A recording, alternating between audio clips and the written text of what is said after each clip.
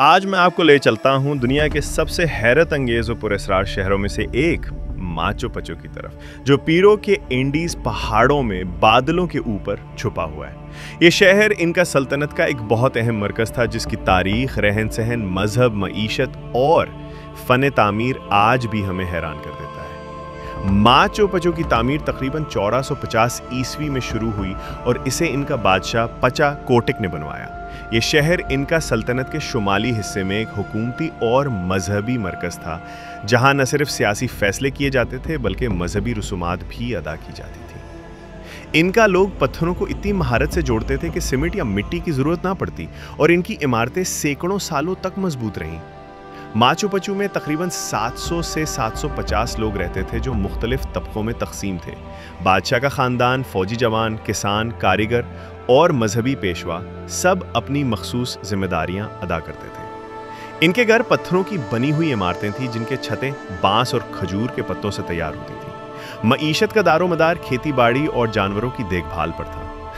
पहाड़ों पर सीढ़ियों की सूरत जमीन काटकर फसल उगाई जाती थी, जिसे टेरेस फार्मिंग कहते हैं, ताकि पानी ज़ाया ना हो। मक्की, आलू, क्वाइमा और फलियां इनकी बुनियादी ग़िज़ाएं थीं। जानवरों में लामा और अल्पाका ख़ास अहमियत रखते थे, जो ऊन, गोश्त और सामान उठाने के काम आते थे। इनका लोग करेंसी के बजाय अशिया का तबादला करते थे और इनके बर्तन मिट्टी और पत्थर के बने होते थे, जबकि कपड़े ऊन से बनते थे। माचू पिच्चू के लोग कुदरती अनासिर की इबादत करते थे।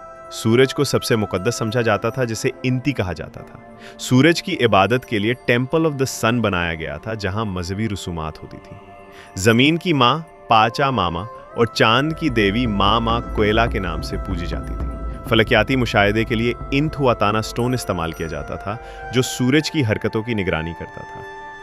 पानी का निज़ाम भी इंतहाई मुनफरिद था। पहाड़ों से पानी नालों के जरिए शहर के मुख्तलिफ हिस्सों तक पहुंचाया जाता था और बारिश का पानी जमा करने के लिए टैंक्स और टेरेस बनाए गए थे, ताकि पानी ज़ाया ना हो। इस इलाके में खुश्क मौसम के बावजूद पानी की कमी कभी नहीं होती थी। माचू पिच्चू का कुल रकबा तकरीबन 13 मुरब्बा किलोमीटर है, जिसमें 150 से ज़ायद इमारतें थीं, जिनमें शाही महल, इबादत गाहें, आम लोगों के घर, ज़रई गोदाम और दफातर शामिल थे। तीन हिस्सों में बिटा हुआ था: रहायशी इलाका, ज़रई इलाका और मजहबी इलाका। पत्थरों को इस तरह काटा गया था कि ज़लज़ले की सूरत में भी ये इमारतें महफूज रहीं।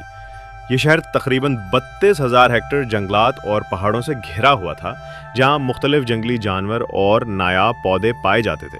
कुदरती खूबसूरती के लिहाज से ये जगह बेमिसाल थी।